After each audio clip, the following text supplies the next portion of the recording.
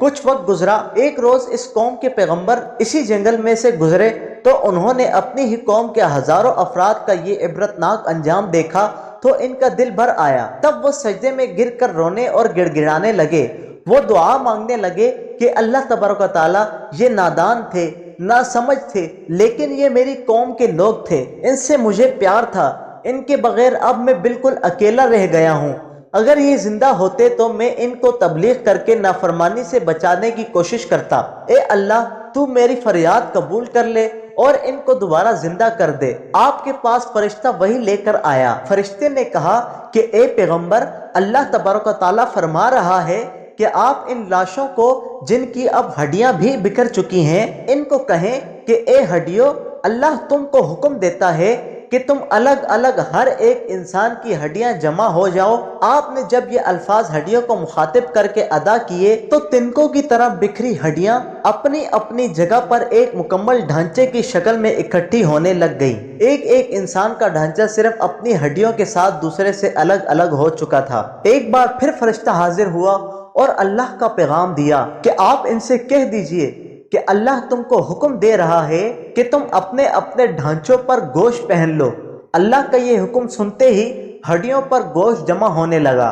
جب سبھی 70,000 ڈھانچوں پر گوشت چڑھ گیا تو پھر فرشتے نے کہا، ایک بار پھر اللہ ان کو حکم دے رہا ہے کہ تم سب کے سب زندہ ہو جاؤ۔ جیسے ہی پیغمبر نے حکم دیا تو سب لاشیں زندہ ہونے لگی۔ یہ انسانی تاریخ کا انوکھا اور حیرت انگیز واقعہ تھا۔ ایک نہیں، دو نہیں، 10 نہیں یا چند سو نہیں، بلکہ 70,000 انسان جو مر چکے تھے ایک بار پھر زندہ ہو چکے تھے۔ لیکن ان کے عذاب کی نشانیوں کے طور پر ان میں ایک تبدیلی آ چکی تھی جس کے آثار آج بھی موجود ہیں۔ وہ تبدیلی یہ تھی کہ ان کی جلد کا رنگ کسی مردہ انسان کی لاش کی طرح پیلا زرد ہو چکا تھا۔ جس طرح 10-15 دن بعد کسی لاش کے جسم کا سارا خون خشک ہو چکا ہوتا ہے اور خون کے بغیر جلد بالکل پیلی پڑ چکی ہوتی ہے، ان انسانوں کی جلد کا رنگ ایسے ہی پیلا ہو چکا تھا، لیکن وہ صحت مند اور زندہ تھے۔ دوسری تبدیلی یہ تھی کہ ان کے جسموں میں سے ویسی ہی بدبو خارج ہو رہی تھی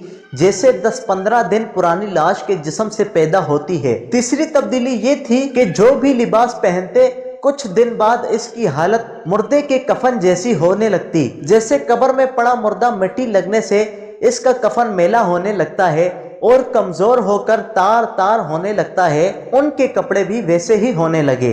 یہ تینوں نشانیاں ان کی زندگی میں شامل ہو چکی تھیں، حتیٰ کہ ان کے آنے والی نسلوں میں بھی یہ نشانیاں پائی جاتی ہیں۔ آج بھی ہزاروں سال گزرنے کے بعد اس نسل کے یہودی دنیا میں جہاں بھی موجود ہیں، ان میں یہ تینوں نشانیاں موجود ہوتی ہیں۔ دعا ہے اللہ تبارک و تعالی ہمیں اپنے اور اپنے پیارے محبوب کا نافرمان نہ بنائے، آمین۔ دوستو، ویڈیو اچھی لگی ہو تو شیئر کیجئے اور کمنٹ میں اپنی رائے کا اظہار دیجئے۔ اگر اس چینل پر آپ نئے ہیں تو ہمارے اس چینل کو سبسکرائب کیجئے۔ انشاءاللہ نیکسٹ ویڈیو میں آپ سے ملاقات ہوگی۔ جب تک کے لیے اپنے دوست حمزہ علوی کو اجازت دیجئے۔ السلام علیکم۔